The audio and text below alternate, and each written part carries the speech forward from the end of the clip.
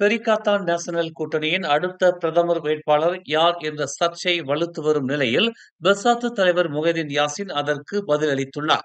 Perikatan கூட்டணியின் அடுத்த பிரதமர் வேட்பாளர் யார் என்று கேட்பதற்கு தோழமை கட்சியான பாஸ் கட்சிக்கு எல்லாவித உரிமையும் உண்டு என்று முகைதீன் தெரிவித்துள்ளார். எனினும் இவ்விவகாரம் குறித்து முடிவுகளை எடுக்கும் உரிமை கூட்டணியில் உள்ள கட்சிகளுக்கு மட்டுமே உள்ளது என்று அவர் சுட்டிக்காட்டினார். பிரதமர் வேட்பாளர் குறித்த விஷயங்கள் நிச்சயமாக விவாதிக்கப்படும் என்று தெரிவித்த அவர், அது தான் ஒருவன் மட்டும் எடுக்கும் முடிவல்ல என்றும் அவர் தெரிவித்தார். வெள்ளத்தால் பாதிக்கப்பட்ட அனைத்து SPM மாணவர்களும் மலாய் மொழி வாய்மொழி தேர்வில் வெற்றி பெற்றதாக கல்வி அமைச்சு உறுதிப்படுத்தியது. பாதிக்கப்பட்ட மாணவர்கள் இப்போது புத்தகங்கள், இணையம் மற்றும் கணினிகள் உள்ளிட்ட சிறப்பு வசதிகளுடன் கூடிய தங்கும் இடங்களில் தங்க வைக்கப்பட்டுள்ளனர். ஓப்ஸ் பாயோங் மூலம் தங்கும் இடங்கள் போன்ற பாதுகாப்பான இடங்களுக்கு வெற்றிகரமாக அவர்கள் இடமாற்றம் செய்யப்பட்டுள்ளனர். இன்று பாசிர்மாஸ் மாவட்ட கல்வி அலுவலகம் மற்றும் வெள்ளத்தால் பாதிக்கப்பட்ட பல பள்ளிகளை பார்வையிட்ட பின்னர் செய்தியாளர்கள் கூட்டத்தில் கல்வி அமைச்சர் ஃபத்ரினா சீடேக் இதனை தெரிவித்தார். நாடு முழுவதும் வெள்ளத்தில் சிக்கி உயிரிழந்தவர்களின் எண்ணிக்கை 6ஆக உயர்ந்துள்ளது. நேற்று இரவு 8 மணி அளவில் நாடு முழுவதும் வெள்ளத்தால் பாதிக்கப்பட்டவர்களின் எண்ணிக்கை 1,40,896 குறைந்துள்ளது. பேரா மீண்டும் வெள்ளத்தால் பாதிக்கப்பட்டுள்ளது.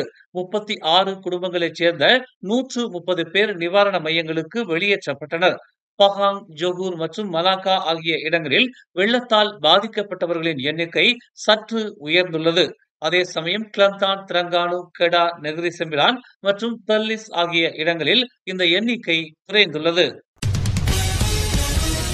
கம்போங் பெசுல் லூபோ பெனோர் அருகே உள்ள சுங்கை பகாங்கில் காட்டு யானை ஒன்றின் சடலம் நேற்று மிதந்த நிலையில் காணப்பட்டது. மீன்பிடி வலையை வீசிக் கொண்டிருந்த மீனவர் அஸ்மான் யூசப் எனும் 54 வயது ஆடவர் மாலை 6 மணி அளவில் ஆற்றில் யானை மிதப்பதை கண்டதாக கூறினார். ஆற்றங்கரையில் ஏராளமான மர கழிவுகள் மிதந்ததால் சடலத்தை ஆற்றில் விட முடிவு செய்ததாக அவர் தெரிவித்துள்ளார். வலுவான நீரோட்டத்தால் யானை நழுவி ஆற்றில் விழுந்திருக்கலாம் என்று தாம் நம்புவதாக அஸ்மான் கூறினார். பெர்சாத்து தலைவர் முகைதீன் யாசின் அனைத்து மலாய் மற்றும் பூமி புத்ரா சமூகங்களையும் உள்ளடக்கிய ஒரு அமைப்பிற்கு அழைப்பு விடுத்திருப்பது குறித்து உரிமை கட்சியின் தலைவர் பி. ராமசாமி விமர்சித்துள்ளார். கட்சியின் செல்வாக்கு குறைந்து வருவதால் பெர்சாத்துவின் அரசியல் நிலைப்பாட்டை உயர்த்த முகைதீன் இந்த முன்மொழிவை அறிவித்துள்ளார் என்று ராமசாமி குறிப்பிட்டுள்ளார். இருப்பினும் பெர்சாத்துவின் நிலைத்தன்மை பாஸ் கட்சியை சார்ந்திருப்பதால் இது குறிப்பிடத்தக்க முடிவுகளை தர வாய்ப்பில்லை என்று ராமசாமி தனது சமூக ஊடக பதிவில் தெரிவித்துள்ளார்.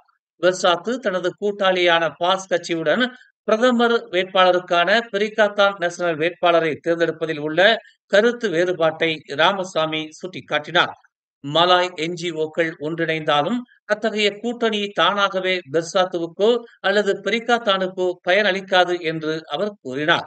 மலாய் அரசு சாரா நிறுவனங்களை ஒன்றிணைக்கும் சாத்தியமில்லாத இலக்கை பின்பற்றுவதற்கு பதிலாக பெர்சாத்துவை வலுப்படுத்த முகைதீன் கவனம் செலுத்துவது நல்லது என்று அவர் தெரிவித்தார்.